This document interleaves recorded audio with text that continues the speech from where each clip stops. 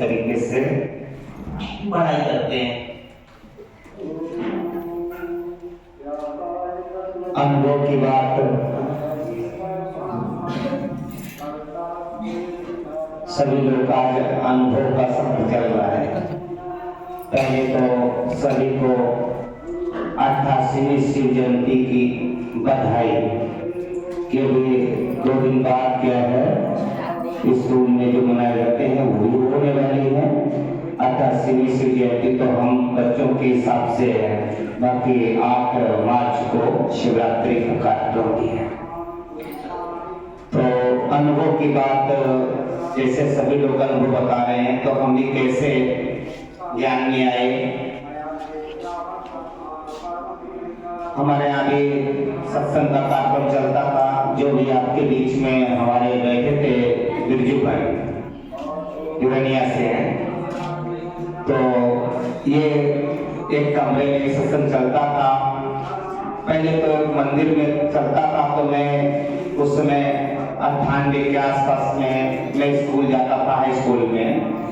तो मैं देखता था कि जाते थे रास्ते से तो सारे बहने वहाँ शांत बैठे होते थे। मैं सोचता था ये क्या कहते हैं, मैं सोचता था, निकलता था तो सोचता था ये क्या बैठे बैठे करते हैं, क्या ये परमात्मा से मिल रहे हैं या क्या बात हो रही है, ये सब सोचते थे। तो कहीं लगता था कि मैं भी जाऊं क्या, लेकिन गया नहीं। फिर मैं कभी टीवी, सीरियल, धारावाहिक कहीं भी होता था देखते थे। उस समय में कहीं ध्रुव, कहीं प्रहलाद, कहीं किसी न किसी को देखते थे कि कहीं ब्रह्मा जी की और कहीं शिव जी की क्या करते थे, आराधना करते थे।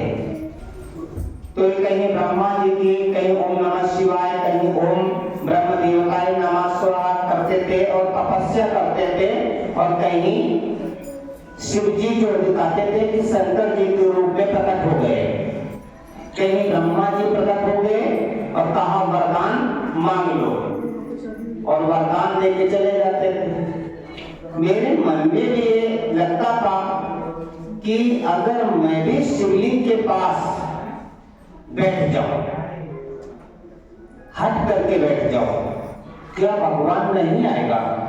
ये चिंता चलता कि मैं भी क्या करूं, एक बार शिवलिंग के पास बैठ जाऊं, अन्न जल त्याग के बैठ जाऊं, कि जब तक भगवान नहीं आएगा तो हम उठेंगे नहीं, चाहे मेरे प्राण चले जाए। ऐसा लगता, फिर लगता था कभी करें, कब करें, कैसे करें। मन में लगता था कि एक बार करके देखेंगे, या तो भगवान आएगा। कहते थे ना, कहते दुनिया में कहते थे लोग कि कलयुग में भगवान के दर्शन होना दुर्लभ है। तो मैं सोचता था कि भगवान अगर नहीं मिलेगा, या तो मिल जाएगा या तो आ जाएगा, और नहीं भी मिलेगा तो कम से कम लोग तो कहेंगे कि देखो पागल था, मर गया। लेकिन क्या किया, बाबा ने उन कर्म कांडों से बचा लिया। तो नसीब में सब चलता था, तो मैं वहां गया, मैं ऐसे झांक के देखने लगा। तो भाई साहब बैठे थे, वैसा कहता आ जाओ। हम कहा नहीं नहीं नहीं नहीं, बस हम नहीं आएंगे। अब क्यों नहीं आएंगे? हमने कहा तुम्हारे यहाँ लहसुन प्याज छुड़ाया जाता है, तुम्हारे यहाँ लहसुन प्याज छुड़ाया जाता है, हम नहीं आएंगे। और हमारे घर में तो लहसुन प्याज की सब्जी बनती है। मैंने यही कहा, मैंने कहा मेरे घर में तो प्याज की सब्जी बनती है और तुम लोग छुड़ाते हो, हम नहीं आएंगे। तो उन्होंने कहा नहीं तो आ जाओ, छोड़ना नहीं है तुमको कुछ। हाँ, हमने कहा एक शर्त और है, तुम्हारे भगवान मान। मेरे शब्द यही थे कि तुम्हारे भगवान में ताकत हो, वो चीज हमें अच्छी न लगे। तुम्हारे भगवान में ताकत हो, वो चीज हमें अच्छी न लगे तो नहीं खाएंगे, जबरदस्ती नहीं खाएंगे, लेकिन अच्छी लगती तो खाते हैं। तो मैंने 7 डेज का कोर्स कर लेती है। 7 दिन का मैंने कोर्स किया। 7 दिन में कब छूट गया मुझे पता नहीं। मैंने 7 दिन के बाद में वो मुझे जैसे घर में अगर बांध रहा हूं तो पूरा घर महकने लगा। कई बार कहते मैंने अपने घर में कभी किसी से ये नहीं कहा कि मुझे लहसुन प्याज नहीं खाना है, मेरा अपना अनुभव। क्योंकि मैं घर में मेरी 5 बहन 3 भाई, हमें छोटा था भाइयों में। मैं किसी से कहता तो बड़े भाई नाराज होते सब कोई, लेकिन मैंने क्या किया, किसी से कुछ नहीं कहा। मैंने युक्ति रची, खाना बनता था सब्जी कच्ची निकाल लेते थे पहले और खाते रहे। 8-10 दिन हो गया, लेकिन मेरे पिताजी ने देख लिया ये कैसी सब्जी बनी है। तो छोटी सिस्टर थी, उसने कहा वो भैया निकला लेते, पता नहीं। कल क्यों?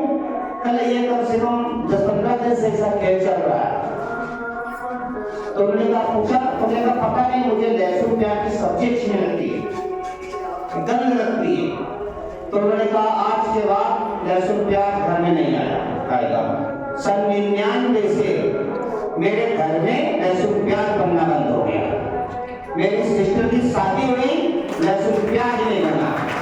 बिना लहसुन प्याज की बारात में शादी। मेरे भाई साहब की बारात में शादी हुई, बिना लहसुन प्याज की सब्जी बनी।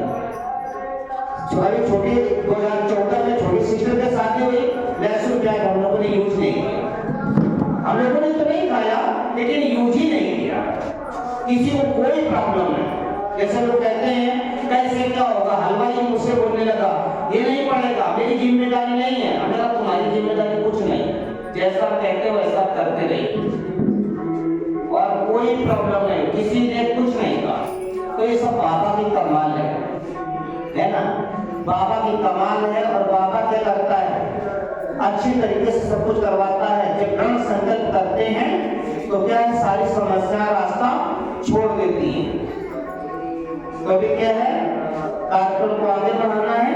तो जब हम शिवरात्रि के उपलक्ष्य में कविता थोड़ी सी सुनाते हैं कि शिवरात्रि को हम सब बैठे, शिवरात्रि को हम सब बैठे परम पिता के ध्यान में। शिवरात्रि को हम सब बैठे परम पिता के ध्यान में, और कार्य नहीं कर सकती तेजें जब तक रखो म्यान में। कार्य नहीं कर सकती तेजें माने तलवारें, कार्य नहीं कर सकती तेजें जब तक रखो म्यान में। भक्ति से मिलकर के आए हम सब ज्ञान में, और ज्ञान योग में बात चलाओ, ज्ञान योग में बात चलाओ खुल करके मैदान में। कोई आत्मा रूठ न जाए, ड्रामा जा बतलाना है। कड़ी टूट ना जाए दीदी, कड़ी से कड़ी मिलाना है। तो ये तो एक मुसाफिर खाना, इसमें आना और जाना है।